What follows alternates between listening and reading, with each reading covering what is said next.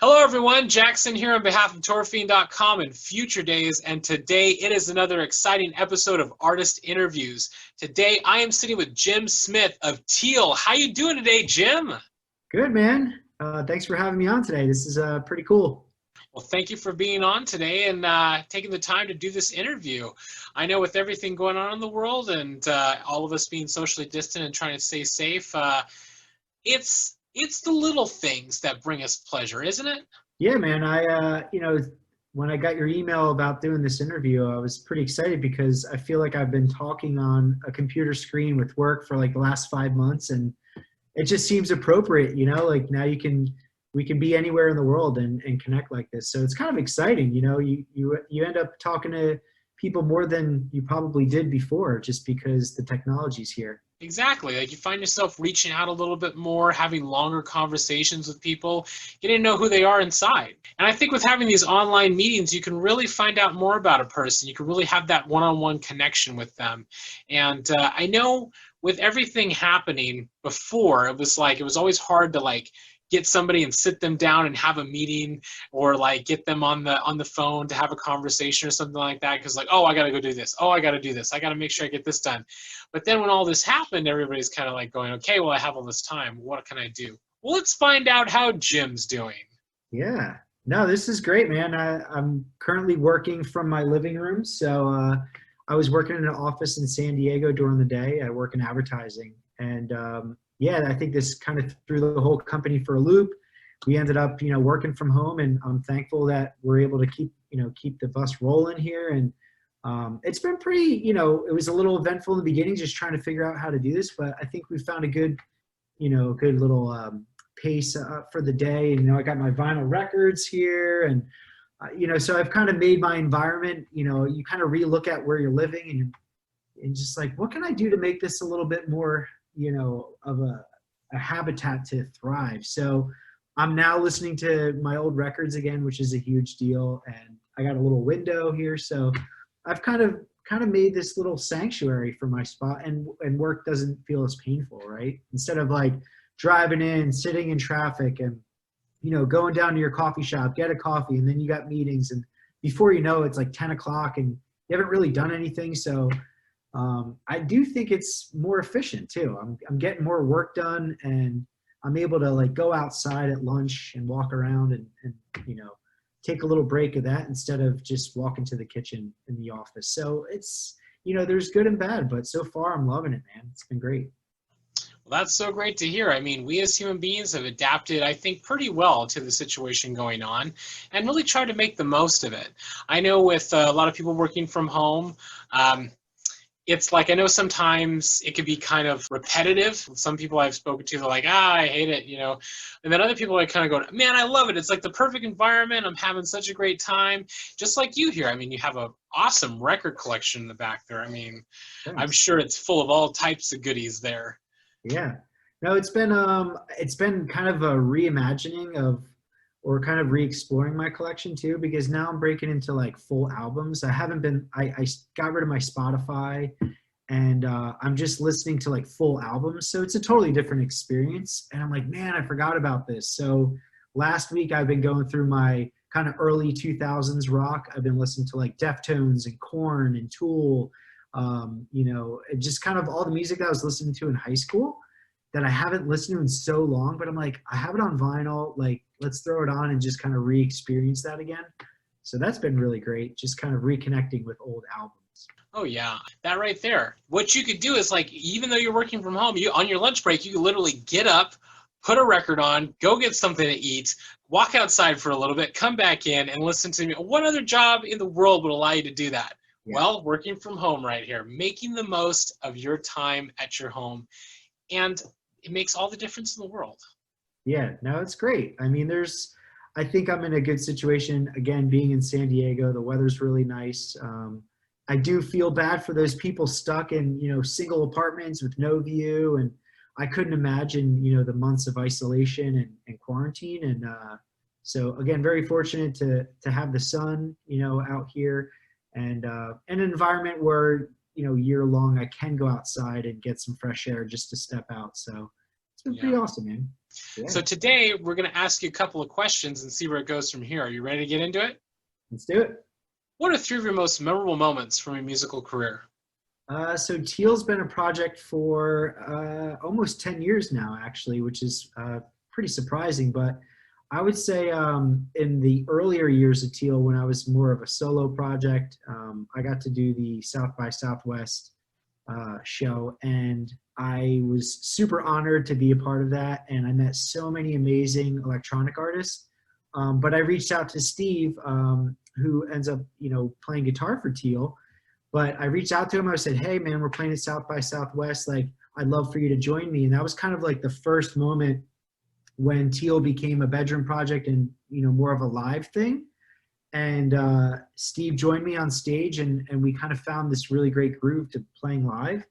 And from there, he joined TEEEL and started recording guitar on like all the future albums. So I would say South by Southwest was amazing, just meeting the fans. I had a huge fan base out there, which I didn't know about. So that was like really crazy.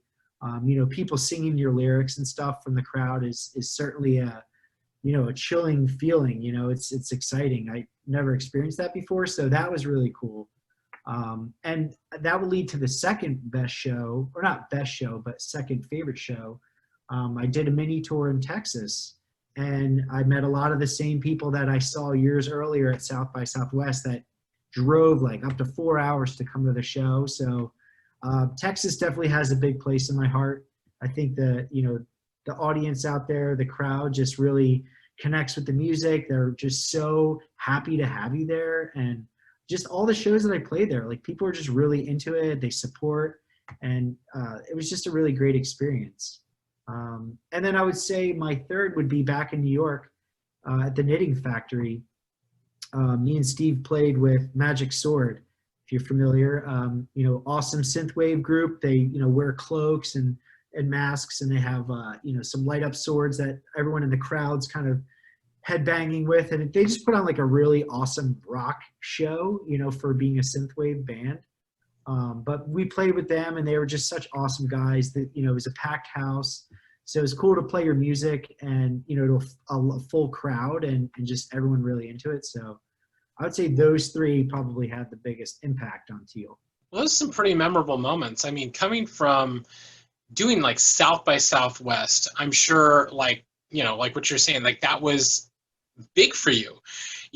There's nothing better than being at a show, doing a show, and having people in the audience singing your lyrics, are familiar with your music. Like you're up there and kind of going like, where did this come from? Like, how is this, So I imagine for you, you were just having one of those like, whoa, like those surreal moments kind of going like, usually like you would be the one in the crowd kind of singing somebody else's lyrics, but now you have people singing your lyrics. Yeah, I got chills, man. It was really awesome experience. And then even after playing, just connecting with fans, and a lot of people came over to buy merch and support, which was really huge because I came from New Jersey. You go out to South by, and a lot of people don't realize that it costs the band so much money to get there, flights, hotels, food, and then you end up going out too. So you're kind of on vacation, going to all these different shows and going and getting drinks. And so it's certainly expensive, but when you connect with the fans, like there's no price for that. There's just, it was definitely a moment that I'll never forget. And it kind of was the springboard for TEEEL. I think that really introduced us to a lot of new fans, and also introduced us to new friends, because I met a lot of people there that I played shows with, and we stayed in contact, till this day. So definitely an amazing experience. Definitely, you're definitely right. And you know what, also too, like performing with Magic Sword, like those guys put on one hell of a show, I'll tell you that. And their music is, wow. Being up there with a band that you admire and that you love, and being able to play and share the stage with them on a show, I'm sure that was just another memorable thing that really kind of goes down in the books for you, is like, just check that one off the list. Yeah, I mean, playing at the Knitting Factory in New York was, it's an incredible sound system, a really cool venue. And to have it fully packed, was really great. I mean, a lot of my friends in New York and New Jersey and stuff came out too. So it's cool to also play in front of your friends with a big crowd because they can kind of see the excitement and share it with you. And like I said, the guys in Magic Sword were just so awesome. I mean, we ended up doing maybe like 2 or 3 other shows after that because we just had such a good time together, and they're just really genuinely awesome people. So it was just fun, you know, everyone was just into it, and it made the whole experience just overall like an amazing night. You know, when you're driving home after a long show and, you know, you got a 2-3 hour drive home at like 4 in the morning because you've been out all night. You know, I just remember cruising home like smiling. I was like, that was fucking sick. You know, that was a really cool night. And you're just so amped up, you're not even tired, you know. It's just it's great. Yeah, you're like on the way home, got burrito in one hand, hand on the wheel going, you know what? Like, this was a memorable night. I really enjoyed it. I know for myself, it's like for every show that I'm ever a part of or involved with, I always walk away at the end of the night going, did this all happen? Was this all real? Did this really come to fruition? You know, and because it's like the prep work leading up to the show is always the longest thing. It's always the longest wait, but when it actually happens, it's like over in a split second. And then you're done, and then you get, you know, you talk with the fans, you know, you talk to them at like the merch booth and things like that, and you talk to them after the show, and then it all starts to sink in at the end of the night. Like when you're driving home, you kind of go, it was like a whirlwind, but then when you're coming down, you're kind of going like, wow, it's another thing, another notch in my belt to the career that is my amazing music. And I think that as we progress down the road, it's those little events and those little shows that we kind of file in the back of our head that go down in history as some of the best things we've ever done. Yeah, absolutely. I mean, I couldn't imagine something being more incredible, you know, just because I was so early in my career with that, you know, that project too. So, you know, it was just a matter of doing something different that felt real to me. And, you know, I was just kind of creating music that I wanted to. And it's cool to have others recognize it. And, you know, again, seeing that reaction in that crowd, you know, getting down to your music, it certainly is super inspiring, and you just want to get home and keep writing, you know, you just want to keep going. So it's a big driving force into why I'm still doing it today. Definitely.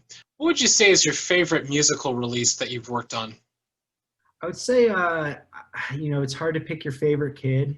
You know, they say that it's interesting because I could say something great about each experience. You know, I think the first album, Amulet, I was discovering my sound. So that was more of an experimental process. I was still learning, you know, Logic and different, you know, programs. I was learning more about synthesizers and stuff. So that was a really great experience because I was discovering who TEEEL is. And then I would say the second album, I kind of found a flow, and I went a little bit darker with University Heights. And I kind of pulled from my college years of playing in rock bands. So that album certainly has more of a rock vibe to it. And then from there, I met Steve. So then that experience of writing changed, and we wrote some more upbeat kind of dancey stuff for playing live. Because a lot of my music at the time, I was just writing albums. I didn't really, I wasn't predicting that I was going to go and play these things live. I was just writing in my bedroom. So, but I would say maybe if I had to pick, probably the moment when Steve joined and we did Hydrostatic. Because, you know, I kind of went back to like being in a band where he would come over and we would record together on Sundays and stuff. So that was kind of a big driver to like push me to work on it too for a few hours. You know, you get a little lazy. So when someone else is in the band, like, hey man, let's record, it kind of keeps you going. So I would say probably Hydrostatic. And then everything from there has been kind of the same experience. We kind of work remotely now, obviously, especially now. But I could work on a beat and I could send it to Steve, and he's in Arizona now, and he could record guitars and send me back those tracks, and I could put it in. So it's got this really great fluid, you know, way of working that we discovered on Hydrostatic. And so I think that was probably the turning point of where the TEEEL sound changed a little bit, became more of a band sound, more of a live sound. And yeah, I think that's probably the one that did it for us. Your sound, the TEEEL sound, is very unique. You know, I think that when you look at like artists who are electronically inspired, and then they have like rock element added to it or an alternative element added to it like you guys do, it really kind of ups the factor of the music. It really does. And you kind of branch out into different styles in a way. I think that your sound over the years has become very eclectic. You know, you can see it on the different releases. So like when you look at Amulet and University Heights, right, your first two, right, where you're solo, it's like you could tell that it was you. It was your raw emotion. It was your power inside of you coming out in those releases. But then when you go into like Hydrostatic, it's like you kind of break out of that. You branch out of that and you kind of go, well, now I have other areas to play in, and I can really just kind of go nuts. You know, so I see like, you know, being able to be with Stephen like that and have him add another layer to it, another element to it, I think has really kind of upped TEEEL over the years. Yeah, I mean, it's certainly every time I want to do something different, you know, with an album, but you don't want to change too much. You know, you certainly, you have your hardcore fans. Like I have people tell me all the time, Amulet's still their favorite album, you know, because it was a time when I was discovering, you know, new synthesizers and new production techniques. I mean, it was 10 years ago, and you know, you're almost naive a little bit and doing things. My vocals are very buried in the mix and kind of lost because I didn't know how to EQ vocals that well. So it was that kind of, you know, just lack of knowledge that kind of helped build that sound. And then as I learned more, you know, your production styles, you know, changed a little bit. And to your point, I kind of did like that chill wave vibey sound. And then I wanted to do something that was more like electronic rock. And then something that's a little bit more dancey. Still has my tones and my sounds, but yeah, I didn't want to pigeon myself. You know, people tend to, you know, oh, I write synthwave, and it's like all synthwave, or I write punk music, or I write this, or whatever it may be. And I just never wanted to like be in a box, you know? So I think all of my albums from now till the day I die will always have some songs that are a little bit more chill and like you can lay back to, and some that are a little more aggressive and kind of in your face and you want to drive fast to it. You know, I like to have that range of emotion on every album. And you'll kind of see that trend where the earlier part of the album is a little bit more chill and poppy. And then near the backside is like the B-sides, right? More of the emotional, kind of darker stuff. And then I'll usually end the album off, you know, very sweet. So that's just, it's been my formula for TEEEL. That I always try to get a little bit of everything in there, because I do listen to a lot of music, and I don't want to just say, oh, I write 80s music, or, you know, people hear synthesizers and they go, oh, you write 80s, you know, it's like, well, no, I write music with synthesizers. So I think it's easy for people to say it's synthwave or 80s, you know, they kind of bucket music, you know, more than it's needed, I guess. So just try to keep it interesting and different.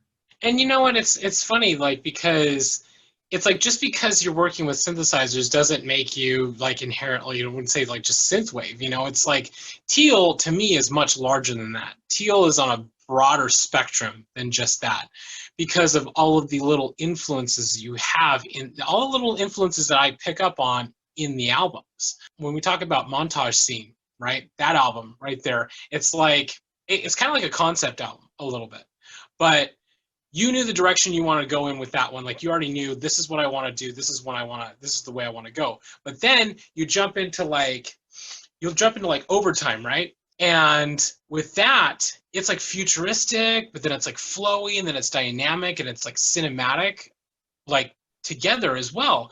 So you're kind of like, whenever I look at TEEEL, it's like this. It's like chill, dynamic, cinematic, you know, rock oriented, like it's got these nice little ups and downs that I think more artists should, you know, try to strive for, really, because I think a lot of the time us as artists or musicians or people who create and write, sometimes we get stuck in our own head and we kind of conform to that little box. Because an album that they did earlier worked really well, they're kind of afraid to kind of experiment or change that formula for the next one because they don't know if it's going to work really, really well. But that's the beauty of making music, is it's like, just because one thing resonated really well with somebody over here doesn't mean it won't resonate with another or a different group of people on this one. Yeah, absolutely. I mean, I think when I did Montage Scene, that was more of a, to your point, a concept album. It was kind of a side project, really, because while I was doing that, I was also writing Overtime. So Overtime was almost 3 years of ideas, and you know, it goes from tracks to songs, right? When you add lyrics and you add kind of all those different elements, Montage Scene was fully instrumental, and that was more of like an electro wave project that I had all of these tracks on my computer, and I'm like, I was almost going to release it as something else. I was going to actually release it as Montage Scene, as like a different, you know, alias. Because I thought that was a really cool name, and I was like, oh, Montage Scene, that's pretty, you know, it's you kind of get a vibe from that. And the cool thing is I probably have another 2 or 3 albums worth of that type of material that honestly don't really fit a TEEEL album. So, you know, you're going to hear that stuff come out eventually, but probably under a different name, which will be exciting because I've been kind of working, you know, I get bored too. And I don't want to just keep writing the same album every year. You know, and I know some bands do that, to your point, like they kind of say, this is the formula. And if they go outside of it, like their fans are going to freak. And you know, I've had some songs that really were out of my own comfort zone, but I was like, I want it there, you know, like it, I try to write albums and not necessarily singles.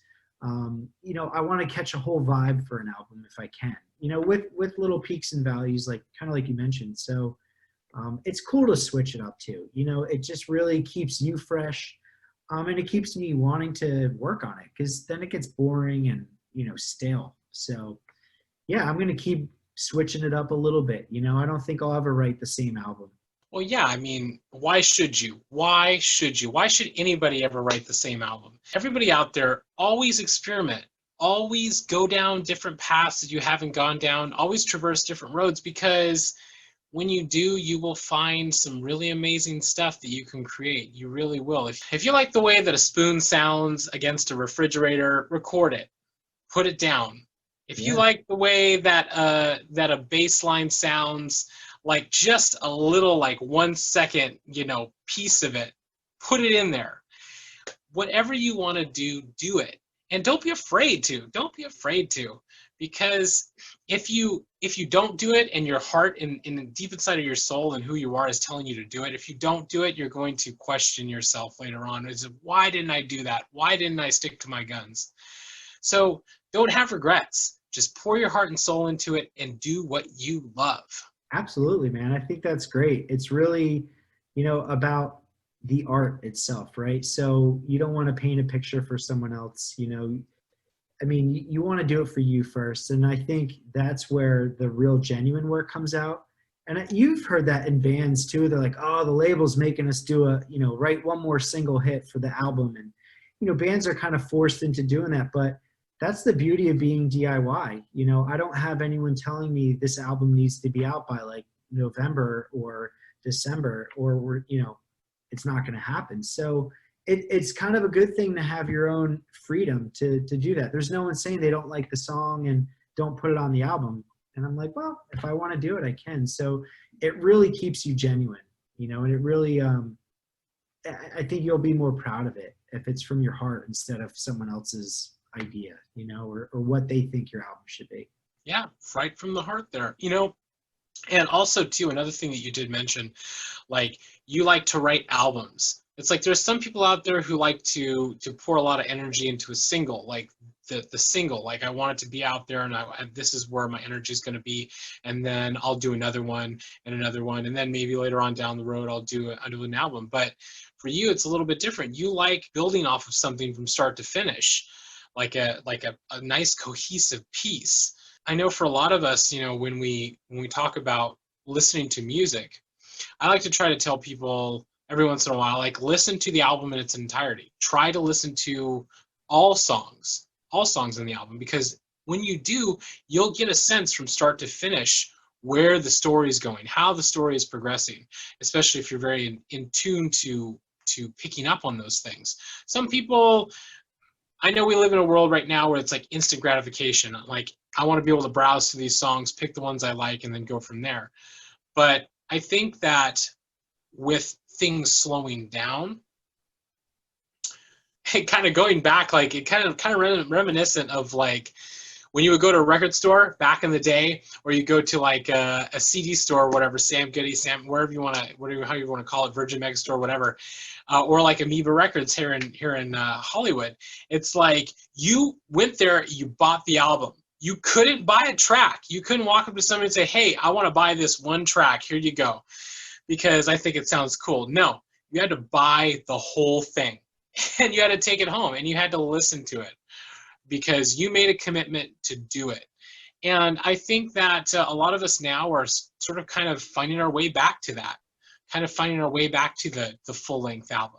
Yeah, I mean, I think that's how I approach it every time, just really because I enjoy albums, and I enjoy, listening from start to finish, and even flipping it over to that B-side. And it's almost like two mini albums, so you have that first track of side B, and it kind of sets the pace again, right? Because you got to get up out of your chair, flip it over. So even listening to a vinyl record versus CD, I think is a different experience. Because you used to say, "Oh, go to track 4."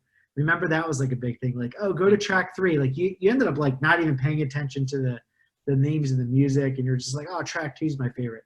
But when you have a vinyl record, you tend to kind of, well, I do at least, you look at the liner notes, and you read the lyrics, you see, kind of behind the scenes a little bit. Usually bands will, sometimes they'll put like photography and stuff like that, in the album artwork. Like, you don't get that when you get your little iTunes or Spotify. You just get the little cover image. You don't get anything behind it, right? So, but you're right. I think the culture this day is people are clicking, they want to hear something new.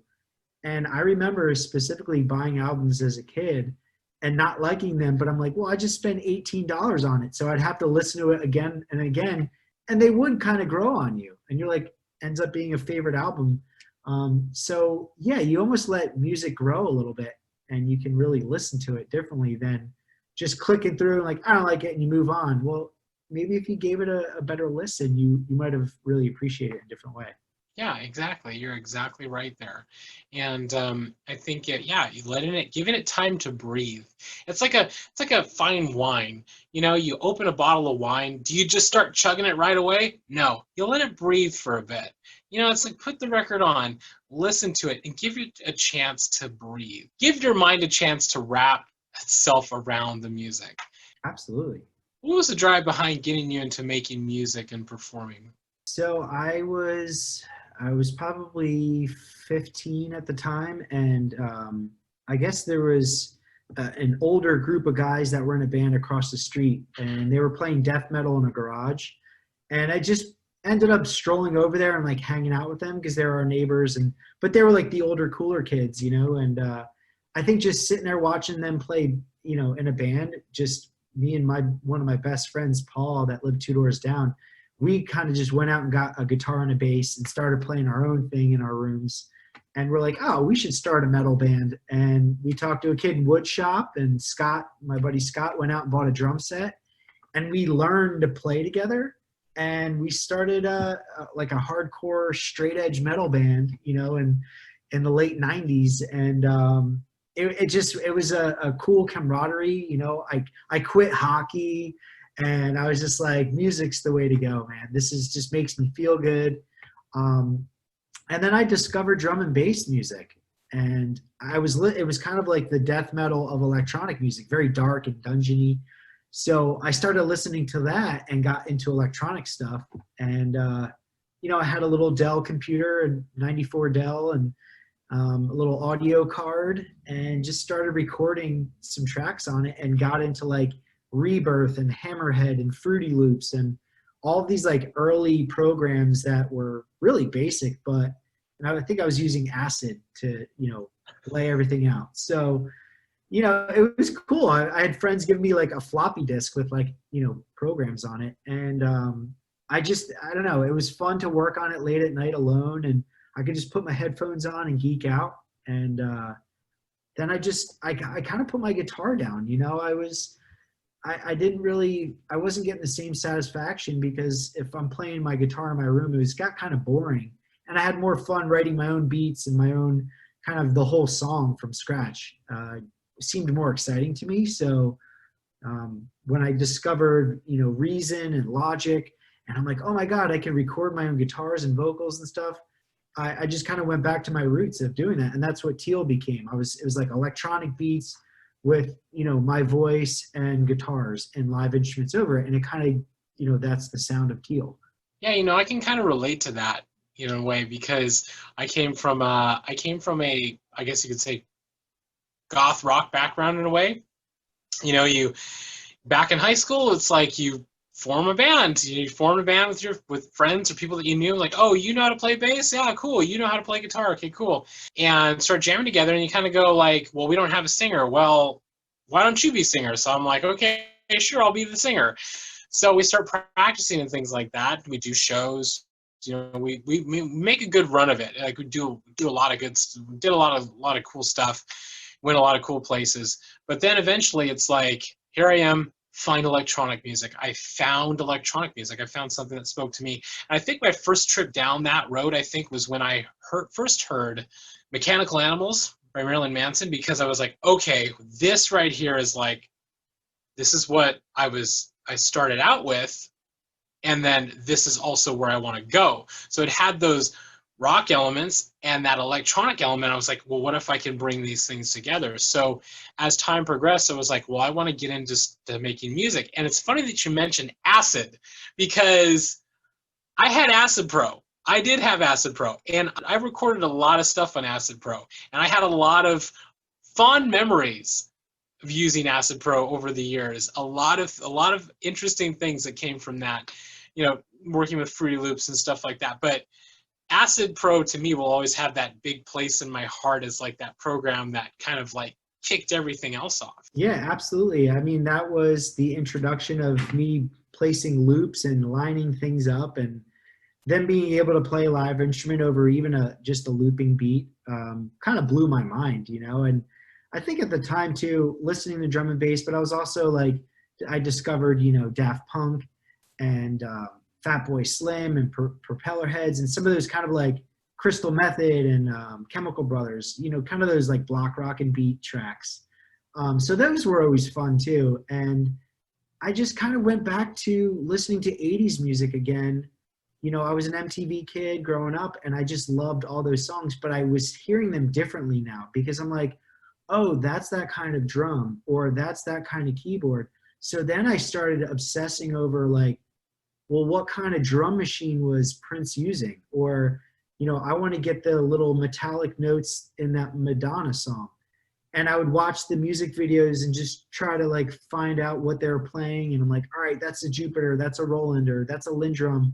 You know, these are all these different instruments. So, you know, when you see computer music and you kind of go back to the roots of when people didn't really have computers and they were using these old, you know, devices, you know, getting that authentic sound, that's what kind of started my obsession with finding old vintage gear. Cause I'm like, oh man, if I need this sound, I need this drum machine. So that's where it got dangerous when I think got a DX7 I borrowed from a coworker, a Yamaha DX7.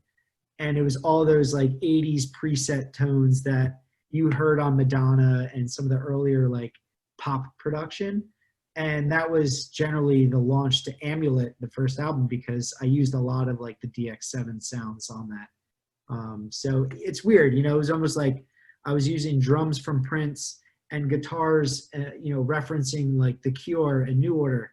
And then I was like, you know, pulling influences from everywhere. And even some of the heavier stuff on the, you know, later on the album, I pulled from like my love of like the Deftones and some of those hard rock bands that really kind of influenced me through high school and college. And that's great because you're pulling from all of these little influences here and there over the years. Going back to like keyboards, it's like, yeah, that could send you down a very dangerous road. It really can, because, you know, you don't want to start getting too many. And then you kind of look around and go, I don't have enough space in my place to put all of these amazing things. It's weird how much we've progressed, because now all these huge keyboards that once were huge are now like this tiny, and they're in a computer program that you can pull up and do it digitally. So sometimes it just blows my mind how far that we've come. Yeah, there's certainly, you know, an addiction, like you mentioned. You know, when you start collecting synthesizers, and it was really, for me at the time, I was like trying to get that sound. I'm like, man, I need this sound. Or, you know, I have like a Moog bass, but now I want like a nice thick lush pad. Like I need to find a Roland, or, you know, like a Roland Juno, or some sort of you know, keyboard to kind of fit that aesthetic. And then I just went down that hole. I was on Craigslist like constantly, and just buying probably equipment I didn't even need, because I ended up with so many, it was like obnoxious, where I was in a 10 by 10 bedroom, so I really didn't have space for all of them. So I was keeping them in the basement, but I would rotate them out. But the only thing that I could say is like, it did inspire me, because you would fire it up, and to your point, you get certain sounds out of it that you didn't get on the other one.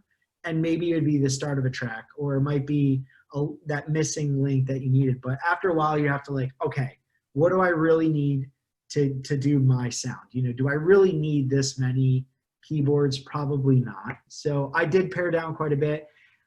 You know, I've found what really works for me in my workflow, and really that's my advice to other producers. You know, they always say, what's the best, you know, what's the best DAW, or what's the best synth to buy? And it's like, whatever one that you like, because you could just get comfortable with it and learn the hell out of it, and you'll make something out of that, you know, that will be special to you. But I don't think anything's really better than anything. You know, it's just, I know guys that would use shelf speakers, you know, for their studio monitors, and, you know, old versions of cracked software, and they're famous, you know. And then you have people that have, you know, $100,000 music studio, and their music's horrible. So I just hope people don't focus too much on it, because I kind of went down that hole. I was like, I need to get this, I need to get this. And it's like, no, I need to work on my music. You know, that's really what's important. Yeah, I mean, it right there. It's all in the way you use it. It doesn't matter about the programs. I think, to me, it doesn't matter about the programs. It doesn't matter about the DAWs. It doesn't matter about all the synthesizers and everything. I mean, sure, they're great because they're tools, but I think at its core, it's all about what the human mind can conceive and bring to fruition. So I think if whatever music you're creating, whatever you're doing, like musically or creatively, it's not about all of the stuff that you use. It's about how you use it. Yeah, it's your relationship with it. You know, I think that's what makes it special. If I never got that DX7, I probably wouldn't have written Amulet the way I did. So there are certain keyboards or certain tools, to your point, that really become a special place in your heart, but I only used it because that's the only one I had. So if I had something different, the album would have been totally different. You know, it is really finding what works for you and making it work sometimes, you know, and you'll get something different out of it. Everybody out there, if you have a little keyboard at home and you think, it's probably not the best thing in the world, don't throw it away. Find as many things on that keyboard, mix it as many different ways as you can, you know, fool around with the knobs as many ways as you can, and try to get some amazing stuff out of it, because it's got a lot of stuff to give. It really does. Yeah, I would say the other thing too, I've been running some kind of inexpensive keyboards through different guitar pedals and stuff.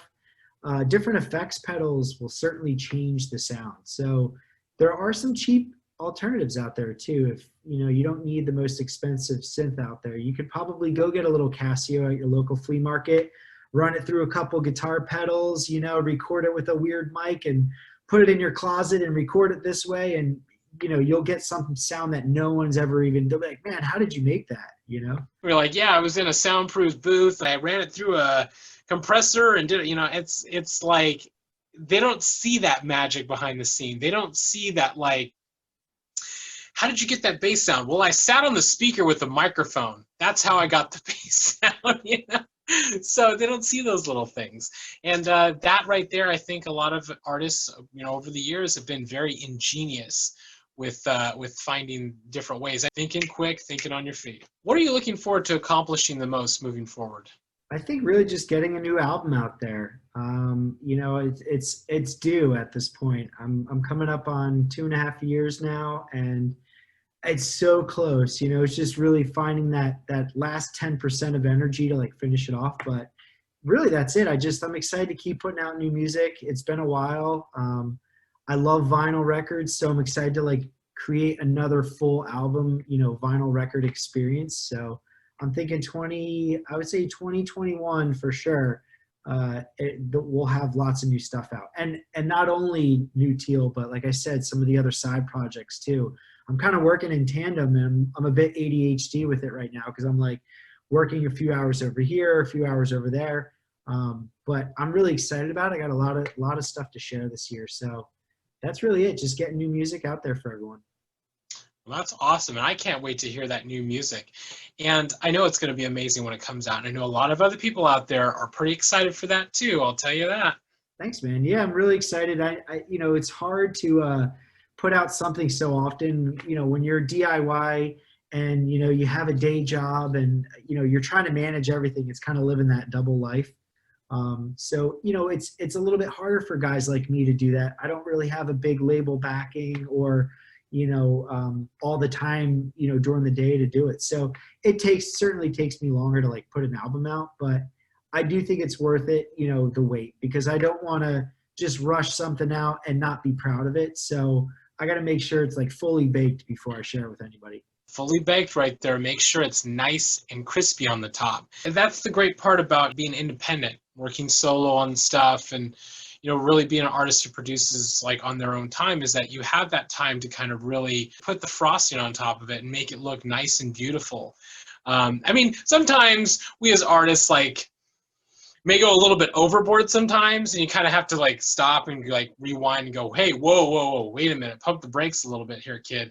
You don't have to put that much sauce on it, but it's good when you can work at your own pace, because then you know what you want. You don't have anybody like constantly pushing you and telling you it has to be this way or it has to be that way. Not to say that time constraints are a bad thing, because they can be pretty good, because getting your stuff out when you need to get it out. But I think being able to do it at your own pace is an asset sometimes. Yeah, absolutely. That's the beauty of working in a bedroom too, because I could put the headphones on and when the world goes to sleep, and that's really when I would say 95% of the TEEEL music is created, is when the world's asleep. So I try to do it when there's no distractions. I actually took the internet off my iMac that I've been working on. I've used that same computer for the last 3 albums, and it's super old and it's very slow. I haven't updated it.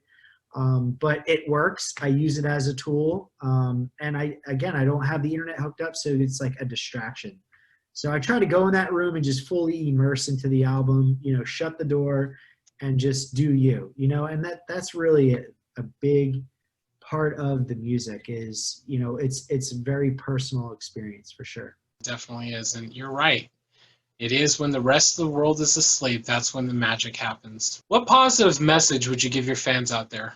Really supporting each other. I think that's really huge right now, especially with COVID and this, this climate for a lot of musicians and artists and people that this is their entire career in their life. So, if you're fortunate to have a job and you're able to contribute a little bit, certainly, help out those friends that are creating art. That's their endeavors, and it did become their job. So I would say just support. Support locally. Stop giving your money to the big guys. Definitely buy from your local restaurants. If your friends have a band, buy their CD, buy their shirts. Support their music on Bandcamp or you can't go to their shows right now. So there's really no way for a lot of these people to throw these events and make money to pay their rent, right? So essentially they've made this choice to really put music first. And because of this whole pandemic, it's got to be really, really hard for people out there. So just support your friends, even mentally, even if people have a job and but they're struggling, you know, they're alone. So just be there for people. Yeah, be there for people. Support locally. You know, wise words right here, everybody, from Jim. Take these words in. It's important that we support those around us, other artists, other musicians who have poured their blood, sweat, and tears into their art. I think a lot of the time we've gotten kind of wrapped up in our own worlds, but I think now with everything that has slowed down and the time of reflection that we've had, getting back to the roots, getting back to working together, getting back to collaborating, to kind of helping each other along the road of life is what's important. And I think that if you can reach out to those people and help to support them in any way that you can to help give them a leg up just like you, do it, because you can change their world, even if it's just something small. Every little bit helps, every little bit counts, and that's what's important. So thank you so much, Jim, for taking the time to sit down and do this interview today.